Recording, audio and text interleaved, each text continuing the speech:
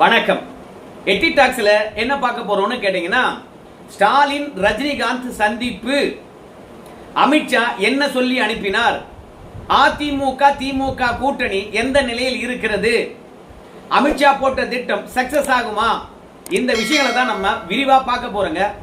அதற்கு முன்பாக இன்னைக்கு அரசியல் களத்துல என்னவெல்லாம் நடந்திருக்கிறது அப்படின்ற ஒரு விஷயத்தை உங்ககிட்ட கொண்டு வந்து சேர்த்துறேன். காலையில எழுந்த உடனே நம்ம தொலைக்காட்சியை பார்க்கும்பொழுது விஜய்க்கு தந்த எல்லா புரோட்டோகாலும் திரும்ப பெறப்பட்டிருக்கிறது. அதே மாதிரி சட்டப்பேரவை கலைத்து விட்டார்கள்.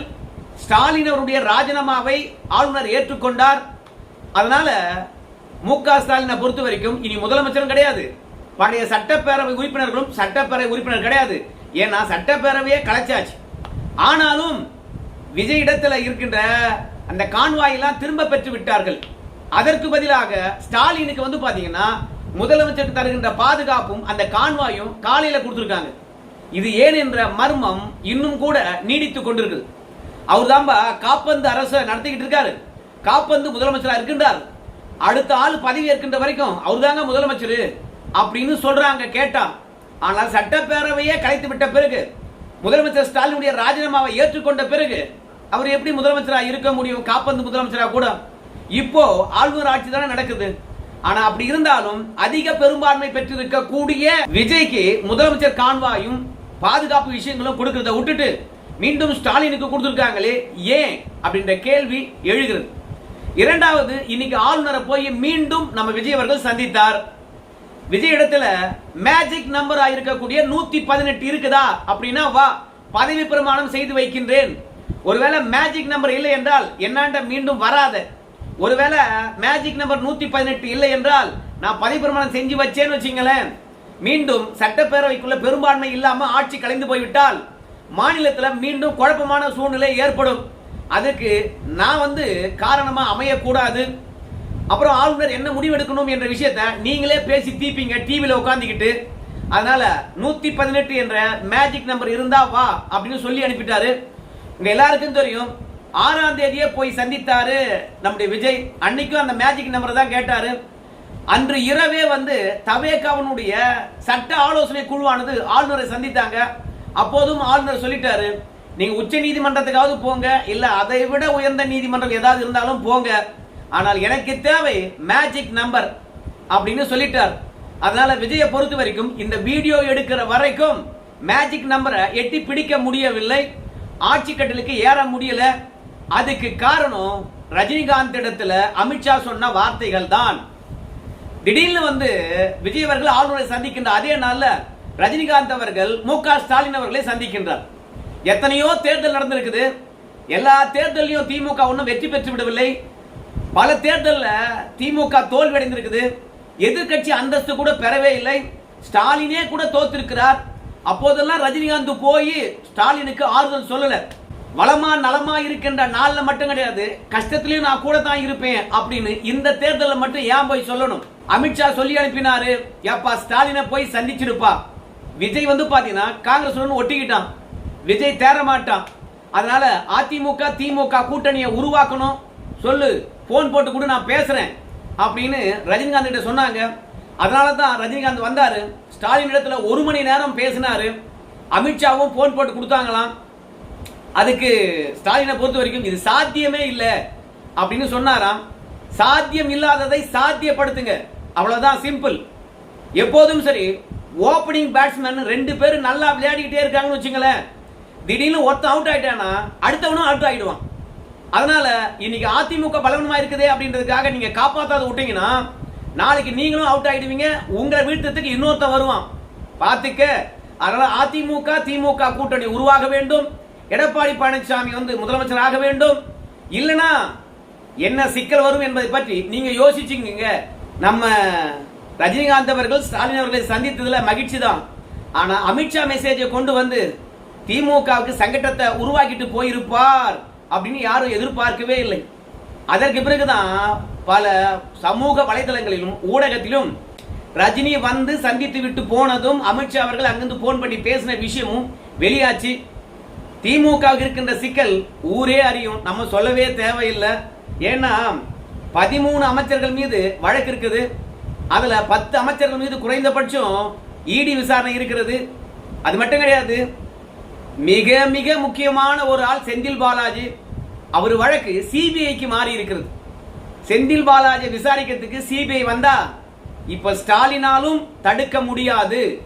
ஏன்னா அவர் முதலமைச்சர் இல்லை. விஜயை பொறுத்த வரைக்கும் அமித்ஷா ஏய் விஜய் அப்படின்னு சொன்னாவே போதும், விஜய் மிரண்டு விடுவார். அதனால சிபிஐக்கு ஏற்கனவே செந்தில் பாலாஜி வழக்கு மாற்றிவிட்டு இருப்பதனால தைரியமா தமிழகத்தில் வருவாங்க. செந்தில் பாலாஜி உள்ள தூக்கி வைப்பாங்க, விசாரிப்பாங்க. அது யாருக்கெல்லாம் பிரச்சனை உங்க எல்லாருக்கும் தெரியும். சபரிசில் இருந்து நம்முடைய உதயநிதி ஸ்டாலின் இருந்து துர்கா ஸ்டாலின் வரைக்கும் பெரிய பிரச்சனை.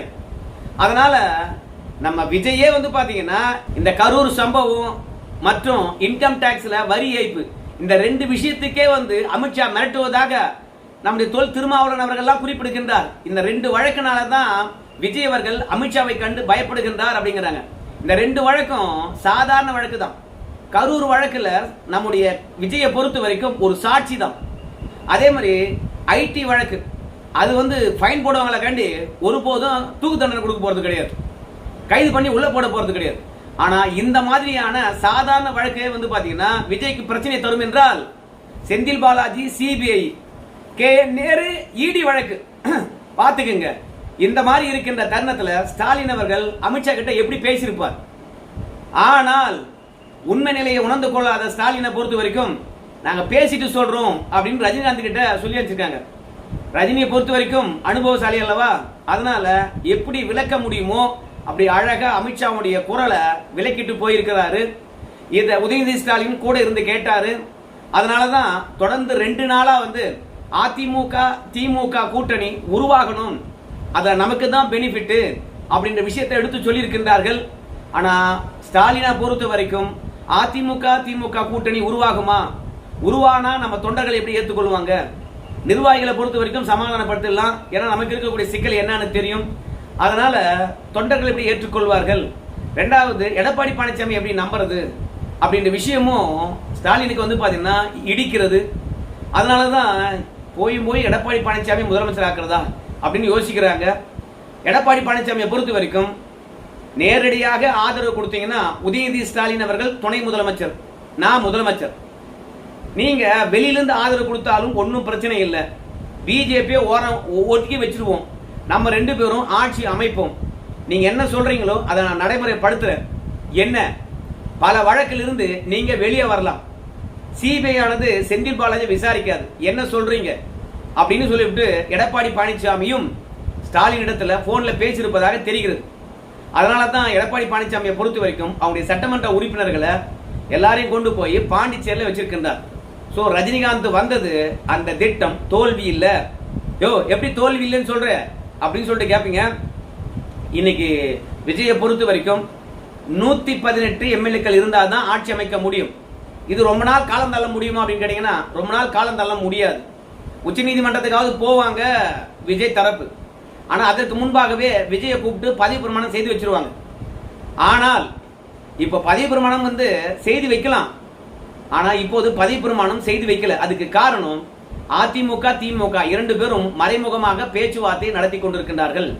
செம்மலை கூட சொன்னார் பாருங்க, அதிமுக திமுக கூட்டணி உருவானா யாரு கிங் மேக்கர் அப்படின்னும் போது செம்மலை சொல்லுவாரு எடப்பாடி கிங் தான், கிங் மேக்கரா இருக்க மாட்டார் அப்படின்னு சொன்னாங்க. அதனால விஜய் அவர்கள் பதவி ஏற்பதற்கு முன்பாகவே அதிமுக திமுக கூட்டணி உருவாகிவிட வேண்டும். அதற்கு பிறகு விஜய்க்கு பதவி பிரமாணம் செய்து வைப்பாங்க. அப்படி பதவி பிரமாணம் செய்து வைத்து விட்ட பிறகு சட்டமன்றத்தில் பெரும்பான்மையை நிரூபிப்பாரு நம்ம விஜய். ஆனா போதிய பெரும்பான்மை இல்லாத காரணத்தினால விஜயுடைய ஆட்சி கவிழும். உடனடியாக எடப்பாடி பழனிசாமியை தான் கூப்பிடுவாங்க. ஏன்பா எடப்பாடி பழனிசாமியை விட திமுக 59 எம்எல்ஏக்களை பெற்றிருக்குது, அவங்கள தானே கூப்பிடணும் அப்படின்னு சொல்லுகின்ற போது திமுக ஒரு ஸ்டேட்மெண்ட் விட்டாச்சு, நாங்க ஆக்கப்பூர்வமான எதிர்கட்சியா செயல்பட போறோம், நாங்க ஆட்சி அமைக்க போறதில்லை அப்படின்ட்டாங்க. அதனால நாங்க வரலன்னு முன்னாடியே ஸ்டேட்மெண்ட் விட்டுட்டவங்களை அழைக்க மாட்டாங்க, எடப்பாடி பழனிசாமியை தான் அழைப்பாங்க. ஏப்பா நீ ஏதாவது ஆட்சி அமைக்க போறியா, உனக்கு ஆதரவு இருக்குதான்னு கேட்பாங்க. அந்த தருணத்தில் எடப்பாடி பழனிசாமி ஆமா ஆதரவு இருக்குது அப்படின்னு சொல்லிட்டு திமுக எம்எல்ஏக்களுடைய லிஸ்டையும் சேர்த்து கையெழுத்து வாங்கி கொண்டு போய் கொடுப்பாரு. அதுக்கு பிறகு சட்டமன்றத்தில் பெரும்பான்மையை நிரூபிப்பாங்க. அந்த தருணத்துல திமுகவினரை பொறுத்த வரைக்கும் எடப்பாடி பழனிசாமி ஆதரவளிப்பாங்க. ஒரு முறை பெரும்பான்மை நிரூபித்து விட்டால் போதும், 2 வருஷத்துக்கு பிரச்சனை கிடையாது. தொடர்ந்து 2 வருஷ காலம் நம்ம விஜயை பொறுத்த வரைக்கும் ஆட்சி கட்டில இல்லாம கட்சி எப்படி வளர்ப்பாரு? சோ பல தொண்டர்களும் பல சட்டமன்ற உறுப்பினர்களும் அணி மாறுவதற்கான வாய்ப்பு இருக்கிறது. அதனால அதிமுக திமுக கூட்டணியை உருவாக்குகின்ற பங்களிப்பு ரஜினிகாந்திடம் கொடுக்கப்பட்டது. ரஜினிகாந்த் வந்து விஷயத்தை சொல்லிட்டு போயிருக்காரு. அமித்ஷா ஸ்ட்ரிக்டா சொல்லி இருப்பதனால நம்முடைய முதலமைச்சர் முன்னாள் முதலமைச்சர் ஸ்டாலினை பொறுத்த வரைக்கும் யோசனை செய்து கொண்டு இருக்கின்றார். அதே மாதிரி கூட்டணி கட்சிகளும் வந்து விஜய்க்கு ஆதரவு அளிக்காதீங்க, போயிடாதீங்க அப்படின்னு சொல்லியிருக்கிறாங்க. அதுல மார்க்சிஸ்ட் கம்யூனிஸ்ட் கட்சியை பொறுத்த வரைக்கும் நாங்க போல அப்படின்னு சொல்லியிருக்காங்க. இந்திய கம்யூனிஸ்ட் கட்சியை பொறுத்த வரைக்கும் துடிக்கிறாங்க, நாங்க அங்க போய் தான் தீர்வோம்ட்டு. பிசிக பொறுத்த வரைக்கும் உணர்ச்சி வசப்பட்டு நாங்க முடிவெடுக்க மாட்டோம், விஜய்க்கு ஆதரவு அளிக்கின்ற விஷயத்துல எங்களுடைய எதிர்கால நலனையும் நாங்க கருத்துல கொள்வோம் அப்படின்னு சொல்லியிருக்கின்றார். அதுக்கு காரணம் அதிமுக திமுக கூட்டணி உருவாச்சுன்னா பெரும்பான்மைக்கு திமுக கூட்டணியில் இருக்கக்கூடிய கட்சிகளுடைய ஆதரவும் தேவை. அதனால விசிக பொறுத்த வரைக்கும் உணர்ச்சி வசப்பட்டு முடிவெடுக்க மாட்டோம்னு சொல்லியிருக்காங்க. ரெண்டாவது, அதிமுக திமுக கூட்டணி பற்றி நம்முடைய விடுதலை சிறுத்தை கட்சி திருமாவளவனை பொறுத்த வரைக்கும் அதை பற்றி எடப்பாடியும் ஸ்டாலின் அவர்கள் தான் பேசணும், நான் பேச முடியாது, அந்த கூட்டணி தொடர்பாக இதற்கு மேலும் கருத்து தெரிவிக்க முடியாது அப்படின்னு சொல்லியிருக்காங்க. ஒருவேளை அதிமுக திமுக கூட்டணி உருவாகவில்லை என்றால், நம்ம ரஜினி வந்து ஸ்டாலின் இடத்துல கூட்டணி பத்தி பேசவில்லை என்றால், ஏங்க அதிமுக திமுக ஒன்னாக வாய்ப்பு இருக்குதுங்களா? எல்லாம் சாத்தியமா? 2 பேரும் எதிர்த்து அரசியல் பண்ணுவாங்களே, எப்படி ஒன்னாவாங்க? பரம எதிரியே அதிமுக திமுக தானே, அப்படி இருக்கும்போது எப்படி ஒன்னாவாங்க அப்படின்னு சொல்லிட்டு போயிட்டே இருப்பாங்க. சரிப்பா, அதிமுக திமுகவும் ஒன்னாவதுக்கு விஜய் மட்டும்தான் காரணமா அப்படின்னு கேட்டீங்கன்னா, திமுகவுக்கு விஜய் மட்டும்தான் காரணம். அதிமுகவுக்கு திராவிட பாரம்பரியம் போயிடுது அப்படின்னு சொல்லிட்டு ஆட்சி அமைப்பாங்க. ஏன்னா அதிமுக தொடர்ந்து பலவீனமாகிட்டே வருது. ஏதோ ஒரு வாய்ப்பு கிடைச்சா யார் முதுகிலாவது ஏறி சவாரி செய்யலாம்னு காத்துட்டு இருக்காங்க. அதே மாதிரி நம்ம பிஜேபியை பொறுத்த வரைக்கும் அதிமுக பலவீனமா இருக்கக்கூடாது, பலமா இருக்கணும். 2029 திமுகவுடன் கூட்டணிக்கு போக முடியாது, ஆனா அதிமுகவுடன் கூட்டணிக்கு போக முடியும். விஜயும் பிஜேபியை ஏற்றுக்கொள்ள மாட்டார், பிஜேபியுடன் வந்து பாத்தீங்கன்னா விஜய் போக மாட்டார். அப்போ பிஜேபிக்கு 2029 இருக்கக்கூடிய ஒரே ஆப்ஷன் அதிமுக தான். அப்போ அதிமுக பலமா இருக்கணும், அந்த தருணத்துல ஆட்சியிலும் இருக்கணும். அதனால தான் ஸ்டாலினுக்கு அழுத்தம் கொடுத்து அதிமுகவை ஆட்சி கட்டில உட்கார வைக்கிறாங்க. சோ அந்த ஆட்சி எவ்வளவு நாள் நீடிக்கும் என்று கூட தெரியாது. ஆனால் கொஞ்ச நாள் இருந்தா கூட அதிமுக தொண்டர்களும் நிர்வாகிகளும் அமைச்சராக இருந்தவங்களும் புத்துணர்ச்சியுடன் செயல்படுவாங்க. ஆனால் 2029 பாஜக பெரிய வெற்றி பெறும். அதனால தான் அதிமுக திமுக கூட்டணியை உருவாக்குகின்றார்கள். சோ மொத்தத்துல அமித்ஷா பிளான் ஆனது கொஞ்சம் கொஞ்சமாக உருவாகி கொண்டு வருகிறது. அது உருவம் பெற்று முழுமை அடைவதற்குள்ளாக விஜய் அவர்கள் பதவியேற்று இருப்பார். அந்த பதவியேற்ற பிறகு பெரும்பான்மை நிரூபிக்கின்ற கால அளவுக்குள்ளாக அதிமுக திமுக கூட்டணி உருவானது வெளிப்படையாக தெரியும். அது வரைக்கும் நாம எல்லாம் வந்து பாத்தீங்கன்னா ரஜினிகாந்த் மு.க. ஸ்டாலின் என்ன பேசினார் என்ற விஷயத்தை கற்பனையாகவும் அதோட யூகமாக சொல்ல முடியும். ஆனா சமூக வலைத்தளத்துல நான் சொன்ன விஷயங்கள்லாம் இன்னைக்கு வந்திருக்குது, அதனால இதை கொண்டு வந்து சேர்த்தேன். யாராலையும் மறுக்க முடியாத ஒரு செய்தி. ஸ்டாலின் மற்றும் எடப்பாடி பழனிசாமி கூட இன்னும் கூட்டணி உருவாகாது அப்படின்னு மறுக்காத ஒரு செய்தி. ஆனா ஸ்டாலின் மட்டும் அழுத்தம் திருத்தமா ஒன்று சொல்லி போட்டாரு. என்னன்னு கேட்குறீங்களா? 6 மாசம் வரைக்கும் அவகாசம் விஜய்க்கு, அதற்கு பிறகு நாங்க சும்மா இருக்க மாட்டோம்.